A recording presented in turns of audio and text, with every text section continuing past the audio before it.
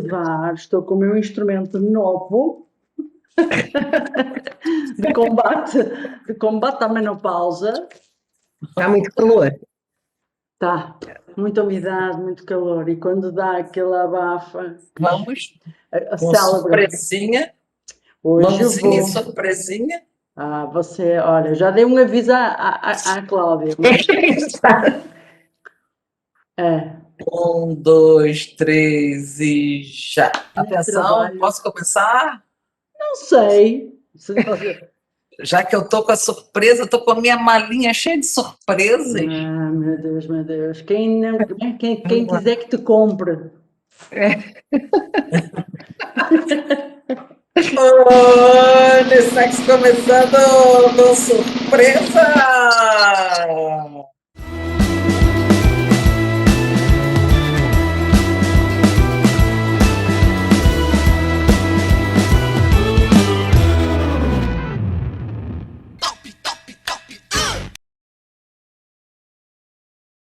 Surpresa Meninas, boa meninas. ou má? Surpresa boa. Eu fiquei imaginando que se a gente quisesse demonstrar para a humanidade como nós somos inventivas e criativas, eu tinha que ficar pensando num tema surpreendente para vocês. Enrolei minha cabeça e cheguei à conclusão que o tema que nós podemos desenvolver hoje é se nós fôssemos. Tem uma fábula que eu não sei se a Cláudia conhece, Ana, eu tenho certeza que conhece, de Monteiro Lobato, de um cara que se chamava Américo Pisca-Pisca e que ele discordava da composição das frutas nas árvores e dizia: jabuticaba é uma frutinha assim, do tamanho de uma uva, e melancia, você sabe, né? Aquela coisa. Ele dizia: está errado o mundo, meu Deus. Se eu fosse o reformador da natureza, eu colocava a jabuticabeira no chão, que é rasteira, a casca é durinha, e colocava a melancia na árvore, porque ela é tão pesada, tão difícil de pegar, você fica se arrastando no chão para pegar melancia. Aí ele foi dormir com essa história, e aí no meio do sono, naquela sombrinha, sabe, aquele sol do Nordeste, cai uma jabuticaba bem no meio da testa dele. Aí ele diz assim: já pensou se eu tivesse transformado a natureza, ia me cair uma melancia no meio da testa e ia morrer. Vou deixar a natureza assim. Ok. Mas, pensando nessa fábula, eu vou colocar nós três como reformadoras do mundo. Então, hoje, nós podemos, com o nosso condão de Monteiro Lobato, mudar o mundo do jeito que nós quisermos. Então, a única regra da nossa reforma do mundo é que uma não pode desdizer a outra. Então, se eu disser que vai ter marciano, Cláudia não pode jogar meus marcianos fora. Ela tem que absorver meus marcianos, do mesmo jeito que eu vou ter que absorver os bacalhau dela. Pronto, ok? Um leque para cada pessoa. É isso que eu digo já para começar. Assim, vamos lá, se a gente vai descrever o mundo em curtas palavras, está uma miséria. Eu nem vou me estender, porque senão o unissex perde o bom humor, que é a maior característica. Mas não há nada a dizer do Brasil que você diga que seja aproveitável, a não ser nós mesmos e a nossa capacidade de resistência a tudo, até o que nós estamos vendo. Falta de vacina, falta de planejamento, falta. Então, começando do mundo do jeito que ele está, como é que vocês começam a reforma? Vocês podem reformar o que vocês quiserem. Quer que eu continue do UNT para ver qual das duas vai começar primeiro? Tanto faz, posso começar. Cláudia, queres começar? Ou começo eu? Não, começa. Quero ver primeiro para onde é que vamos. Primeiro, exatamente, primeiro dava um teco na diretora, porque a diretora disse-nos que era um tema e chega aqui e muda o tema. Mas isto já tem muitos anos. Portanto, primeiro, teco na diretora. Segundo, eu vou puxar um pouquinho ao tema que era suposto e juntar a este do reformador, que é, eu gostava muito que nós tivéssemos todos uma coisa dentro de nós que, se eu fizesse mal a alguém, eu levava não sei, um teco, eu levava sentia uma culpa, sentia um calor. Agora estou nessa do Então, calor. vou melhorar a sua ideia. Cada vez que a gente fizesse mal a alguém, isso ia aparecer. Sim, A gente era não ia o conseguir se limpar, ia ser uma sujeira, e isso não ia, a gente não ia conseguir, a gente podia se esfregar e não ia sair. Pronto, pode continuar. Ou isso, mas assim, tipo, um vermelhão na cara. E a pessoa Sim. passava na rua e Aqui dizia. na testa. Na testa. Não, é. Sim. Aí a Aqui, gente ia passar e ia dizer, esse aqui, sei não. enquanto aquela pessoa estava a sofrer, ou enquanto aquela situação errada estava a acontecer, ele tinha aquela coisa na testa, ou o vermelhão na cara, aquilo não saía, ele esfregou, esfregou. Pois é, tira, enquanto tu não desfizeres a situação, isso não te vai sair. Consegui uma boa! Olha, Coitada de Brasília, só vou te dizer, Niemeyer, nessa é dizer, picharam minha cidade inteira, meu Deus, a obra de um gênio, olhe lá, toda pichada, bem feito. E acho que aumentava a culpa também das pessoas, aquelas que têm muita culpa, ia lá e baixava um bocadinho, sabe? Quando a pessoa está a editar e aqui vai pôr mais baixo, e aqui vai colocar mais alto, e aliás, pessoas que sentem muita culpa, têm uma sensibilidade muito alta e sentem culpa até demais, baixava. E aquelas que não estão para nada, não querem saber, aí é culpinha aqui, um bocadinho cá para cima, que é para... Cláudia, continua sua reforma. É bom que Cláudia é arquiteta e entende bastante de reforma. Sim, e as pessoas que faziam mal podiam ir ficando mais pequeninas, Boa. né, que era para irem perdendo o poder delas, e as outras iam crescendo, é que elas ficavam mais pequeninas. Então, vamos encerrando como os culpados das coisas erradas iam ser diagnosticados, percebidos. Eu diria que eles, além de ficarem com uma marca, né, uma marca física visível, além de diminuírem de tamanho, eles iriam automaticamente perdendo poder. Então, se o cara, por exemplo, é presidente e aparece com essa marca, diminui de tamanho, ele pode gritar à vontade, porque ele ama gritar, ele tem uma mania de grito, ele vai perder o poder. Então, ele não pode mais ter poder de fazer tal coisa. Sim. E bota outro no lugar dele, pode ser ruim ou pior, não importa, mas ele não tem mais o poder de fazer aquela coisa. Então, no nosso caso brasileiro, por exemplo, ele não ia mais ser capaz, nesse momento, de gerir a crise de saúde que nós temos no Brasil por teimosia dele, por loucura, eu não sei nem como diagnosticar o que ele tem na cabeça, talvez seja um vácuo, então está sendo sugada para o buraco negro, que é o fundo da cabeça dele, entendeu? Eu não sei se no Brasil isso acontece, mas em Portugal, um político que tenha sido condenado e até preso por determinados crimes que cometeu enquanto estava no exercício do cargo, depois de ter cumprido a pena, pode tornar a ocupar o mesmo cargo. Ou seja, pode. Ele é suspenso, o mandato dele é suspenso por 8 anos no Brasil. Ele não pode se candidatar durante 8 anos. Depois de 8 anos, livre, leve e solto. Isso eu também acho que no nosso mundo também não podia acontecer. Uma pessoa que usou da sua posição para chegar a certos fins que não são legais, depois não pode ir ocupar essa posição outra vez, mesmo que diga que se arrependeu, assim, pronto, é um castigo que fica, não pode repetir. Assim, esses crimes não são crimes no Brasil de 8 anos de pena, gente. São crimes triplamente qualificados, sei lá, polimente qualificados, porque são muitas pessoas a morrer, são muitas coisas sem atender. Então tem que ser preso e fica lá preso e depois nunca mais pode assumir cargo público nenhum, se ganha pensão, salário, aposentadoria, perde, vai aprender a trabalhar como as pessoas todas do mundo aprendem a trabalhar de uma maneira produtiva, né?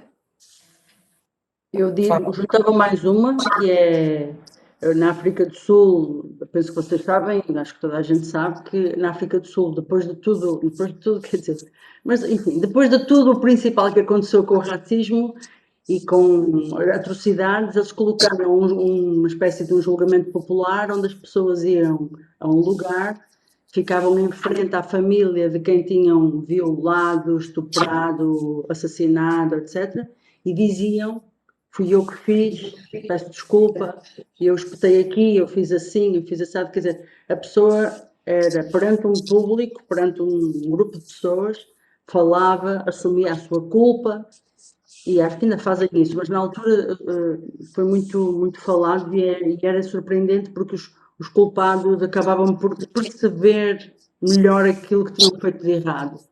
E as pessoas que tinham sofrido essas atrocidades, tanto elas próprias quanto elas enquanto família, não, a dor não passa, mas sempre percebem que há ali uma mudança. Então eu colocaria que todas as pessoas que fazem coisas erradas, todos nós, passar um sinal vermelho, atropelar uma pessoa, matar uma criança, estupros. Então os políticos eram todos, uma filinha de políticos que todos nós teríamos que fazer periodicamente.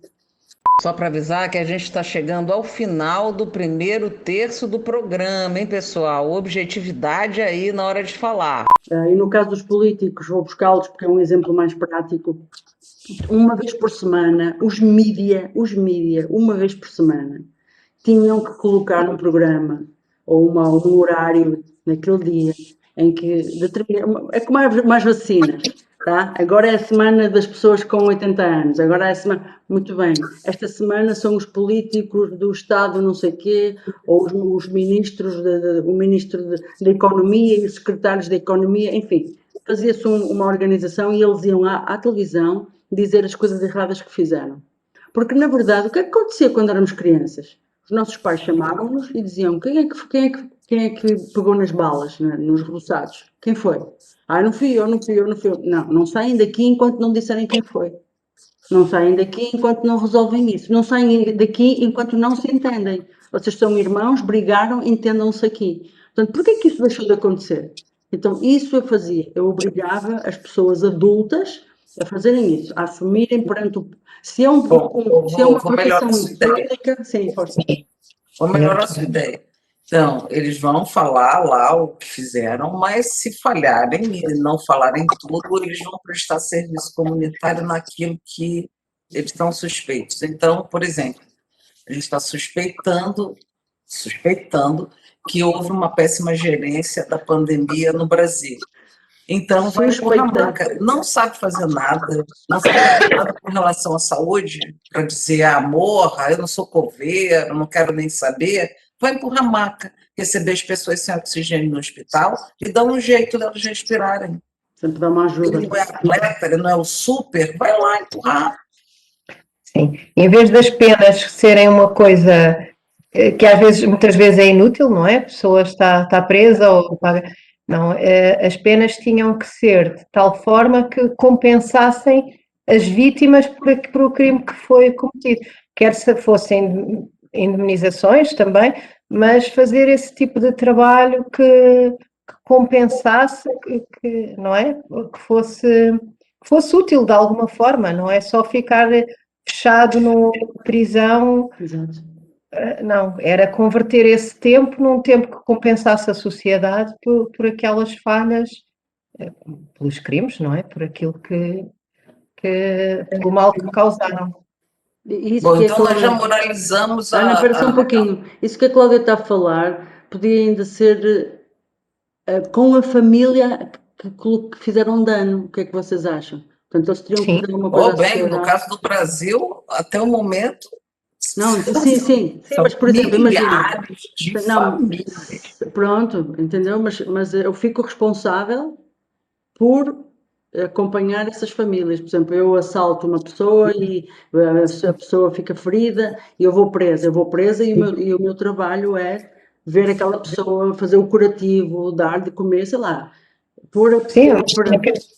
assalta uma casa, tem que ir reparar, tem que repor aquilo que roubou, arranjar aquilo que partiu, pronto. A Exatamente. pessoa É um ser treino de responsabilizada. empatia profundo. Profundo.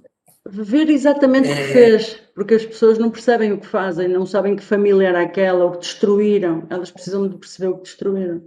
As pessoas justificam o que fazem. Eu acho que o pior problema que nós temos é que você justifica, você bate na traseira do carro. A lei é que quem bate na traseira é o culpado, não interessa o que está acontecendo. Quem bate na traseira é o culpado.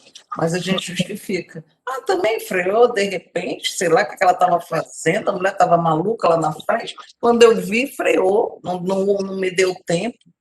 Então, assim, como a gente tem essa péssima mania de justificar tudo, a gente tira, nem perde tempo com justificativa e diz, então tu vai consertar o que foi estragado. Não interessa qual foi a justificativa, se você foi abandonado, se não foi abandonado, se você quando fala espuma ou não espuma, não importa. Você vai lá e vai consertar o seu mal feito.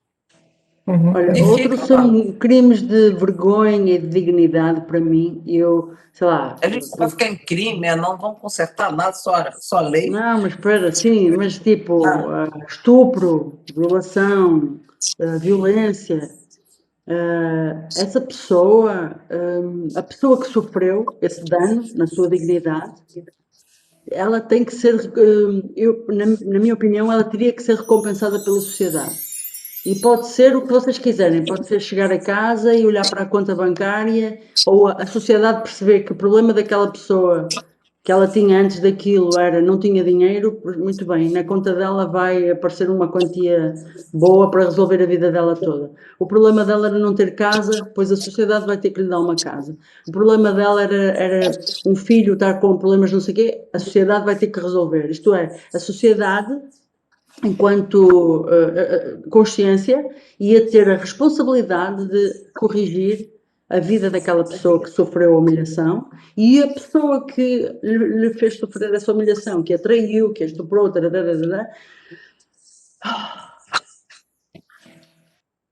apetecia-me tirar-lhe um pelo de um determinado sítio, um de cada vez, assim, não sei, ainda não sei muito bem, eu não gosto de provocar, de querer mal às pessoas, eu tento controlar isso e peço a vossa ajuda. O que é que se faz a uma pessoa que faz uma coisa dessas tão horrível?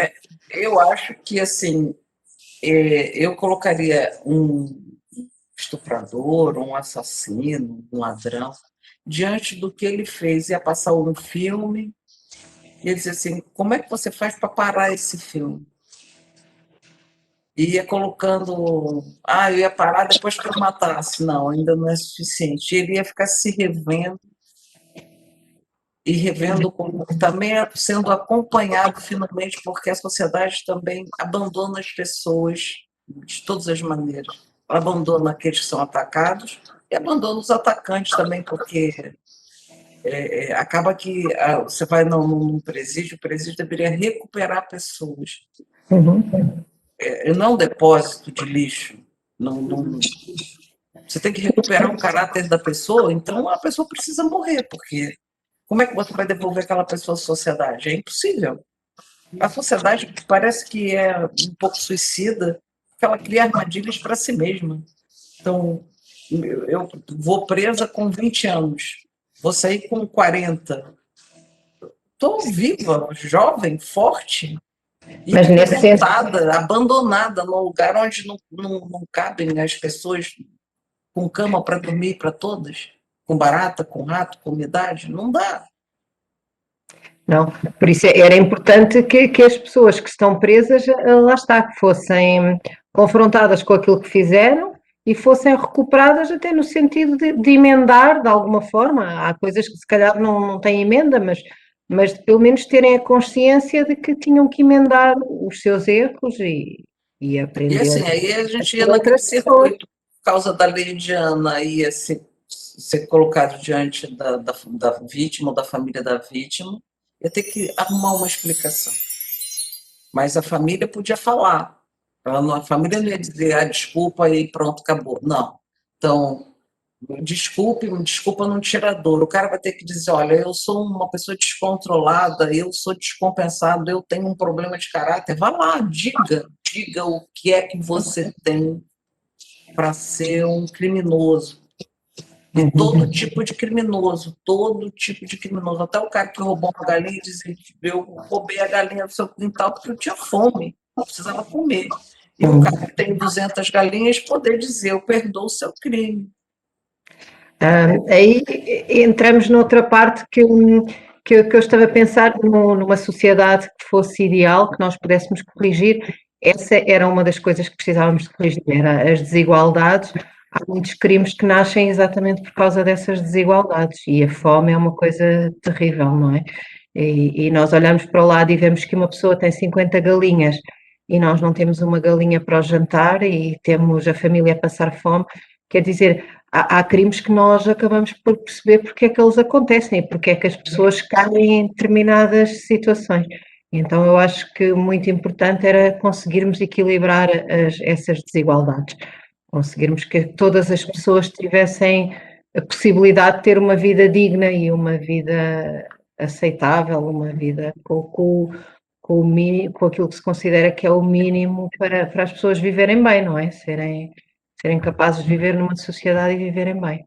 Eu agarrava Então, nisso. já que a Cláudia está falando, eu daria para, já que eu estou reformando o mundo, todo mundo nascia com uma carga bastante maior de empatia.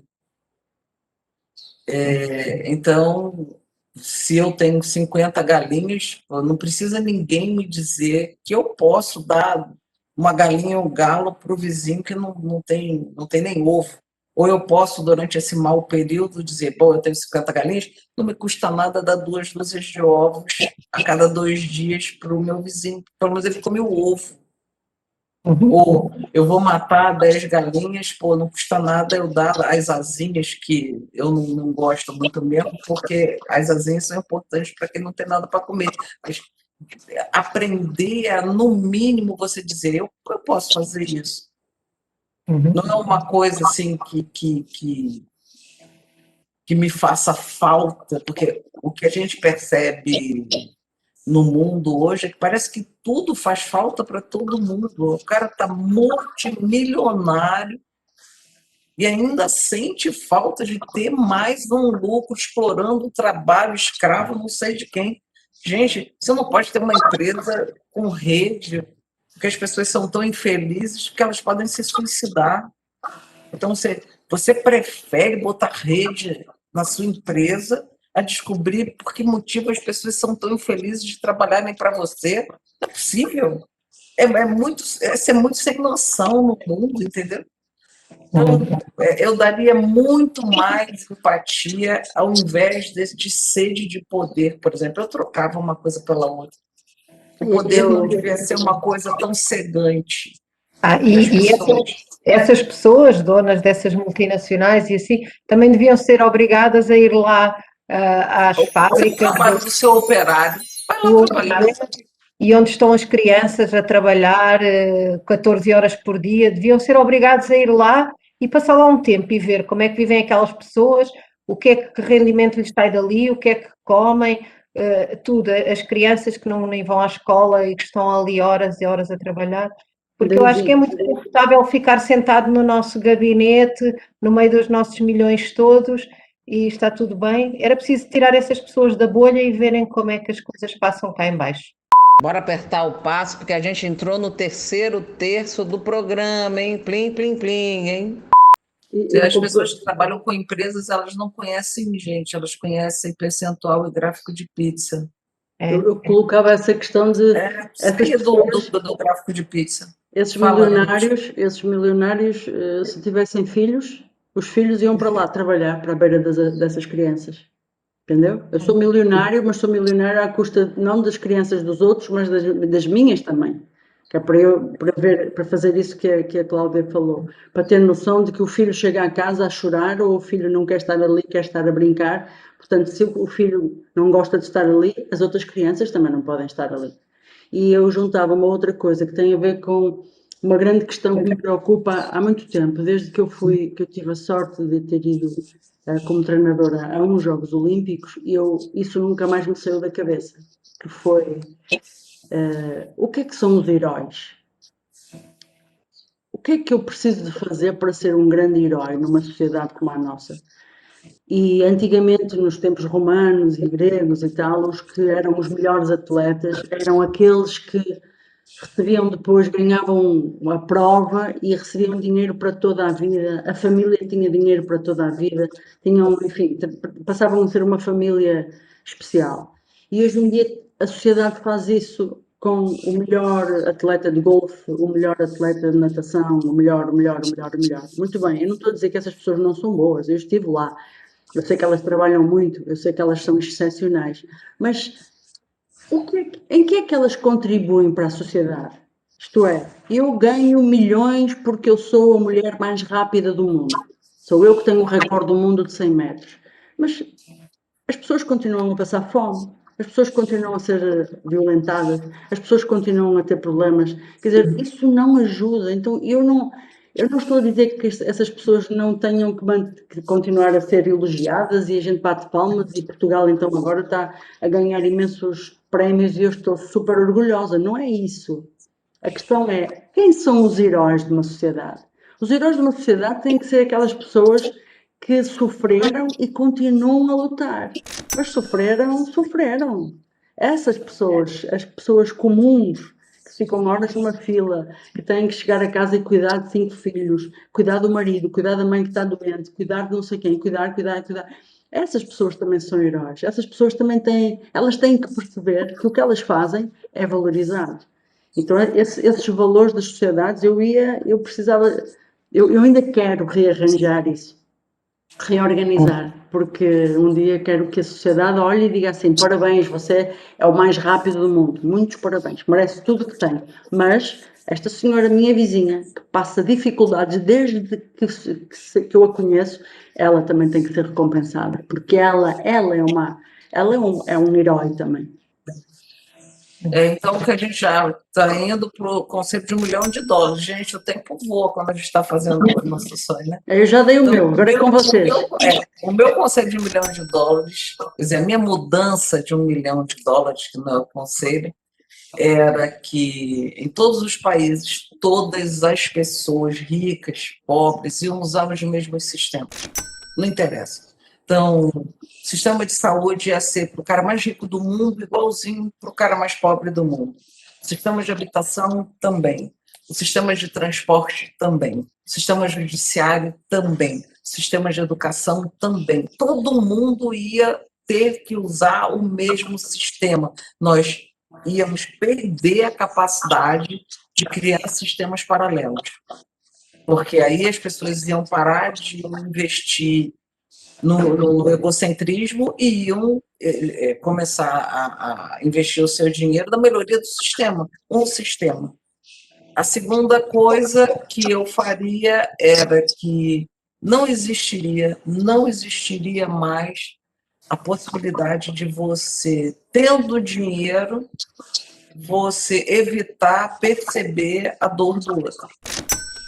Então, se você está dentro do mercado, você percebe a dor de uma pessoa, ela não precisa chegar ao ponto de mentir, de ser cínica, de começar a lhe enganar para pegar o pouco que você tem. Não, no sistema ia mudar. E, então, se eu vou comprar 3 leites, bom, então você está precisando do leite, que eu estou vendo que você está aí se equilibrando, né? Então, eu vou dar um leite meu. E a gente ia, de alguma maneira, equilibrar gastos e usos, porque não é possível ver todo mundo, a dona heroína da história de Ana paga o mesmo imposto, talvez mais imposto do que o cara mais rico do mundo. Porque o cara mais rico do mundo tem ótimos advogados, ele consegue fugir do sistema. A dona Maria nem sabe que existe advogado.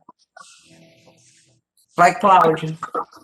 Então, o meu conselho, aquilo que eu gostava que acontecesse numa sociedade perfeita era que todas as pessoas tinham a obrigação, ou o dever, pronto, não era uma obrigação, de cuidar de uma pessoa que estivesse mais frágil. E tinham que fazê-lo sempre, todas as semanas, fosse de uma pessoa idosa que está sozinha, que é uma coisa que me aflige imenso, a quantidade de idosos que estão sozinhos em casa, fosse de uma pessoa que está presa e que não tem família, fosse de uma criança que não tem pais, fosse só de uma mulher que se sente mais desamparada, todas as pessoas, a partir de determinada idade, tinham aquela, mas de pequeninas, já de criança, tinham aquele sentido que havia outra pessoa no mundo que era a pessoa de quem eles cuidavam. Tinham que conversar com ela, saber se estava bem, dar um chocolate se achassem que era isso que ela precisava, ir passear, e assim, mas depois não era a mesma pessoa que cuidava dessa. Essa outra tinha que cuidar de outra, e assim havia uma rede que todas as pessoas tinham uma de quem cuidavam. Eu acho que isso ensinava as pessoas a compreender as dores da outra, a serem muito mais empáticas e se calhar conseguíamos chegar a uma situação em que ninguém estava sozinho, havia sempre alguém para cuidar do outro. E aproximava as gerações. Sim. As gerações estão totalmente, cada uma no seu quadradinho. Eu acho que as gerações deveriam se aproximar também, as crianças deveriam olhar os avós, olhar os velhos. Todos os velhos são avós, tem tanta coisa que um velho pode nos ensinar. Eu aprendi tanta coisa com a minha avó, com o meu avô, tanta coisa. Estão muito sozinhas, as pessoas de idade aqui em Portugal estão muito sozinhas. Nas cidades, então, às vezes estão dias e dias, não sei se aí acontece, deve acontecer com certeza, de pessoas que morrem e só 3 ou 4 dias depois é que alguém se apercebe que aquela pessoa morreu, que a pessoa está de tal maneira sozinha que morre em casa e ninguém dá por nada, e isso é uma coisa horrível. Eu ainda acho, ainda há uma coisa aí que ainda piora a situação, que é, elas estão sozinhas e só têm problemas. Isso me assusta, pensar que vamos todos morrer e eu gostaria de envelhecer antes de morrer. Mas ao mesmo tempo assusta-me envelhecer e não ter condições e ver um mundo que não olha para eles. A gente diz que olha, mas não olha. Isso não acontecia. Não havia pessoas a envelhecer sozinhas e sem ajuda e sem alegrias. Isso também é importante. Gente, vamos ter que terminar. Vamos ter que terminar. E era. Querem dizer mais alguma coisa que eu já estou com a mão a postos, hein? Lembro-me de uma coisa, deveria haver um Euromilhões, mas não de dinheiro, de felicidade, de empatia, de consciência, sabem? Devia haver um que a gente. E não era a pessoa que. Eu não quero jogar. Não, a pessoa não joga. A pessoa um dia leva um tchic. Epá, estás melhor, mais bem disposto, mais simpático? Não sei como aconteceu. Há pessoas que são tão difíceis de como Eros. Quando Eros estava lá, escondidinho, passava me apaixonei. Um pouco esse género, esse tipo de benção. Então, gente, olha, vou terminar, nem vou fazer muita festa, porque o mundo está muito triste. Então, a gente só uma tentativa de melhorar um pouco a percepção que as pessoas têm do mundo. Aos adolescentes, rapazes, olhem para os lados. Você tem uma pessoa com quem você pode conversar. Existe mundo fora do seu quarto, fora da tela do seu computador. Para os avós, por favor, apareça alguém para falar com eles. Qualquer pessoa, quem sabe um adolescente não pode procurar o cara, telefonar, tem tanta tecnologia para você dizer, e aí, meu avô, tudo bem?